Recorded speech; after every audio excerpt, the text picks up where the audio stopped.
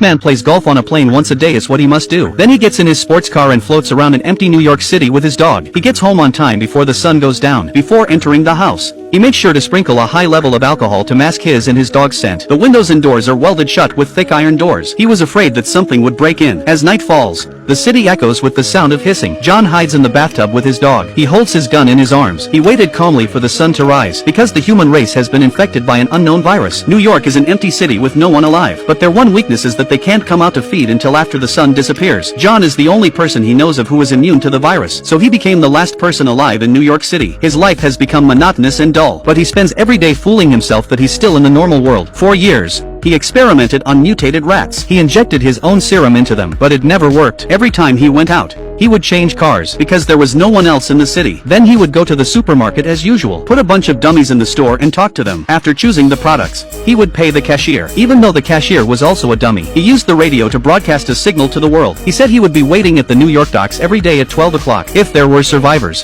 they could come and find him here. He also had a desk on the dockside. He's like an interviewer, waiting for strangers who might never show up. When he was done with his work, he would play an hour of golf on the Warbird before sunset. That's when John's dog spotted a deer. John immediately went after the deer with his gun. He walked down an overgrown New York street and raised his weapon.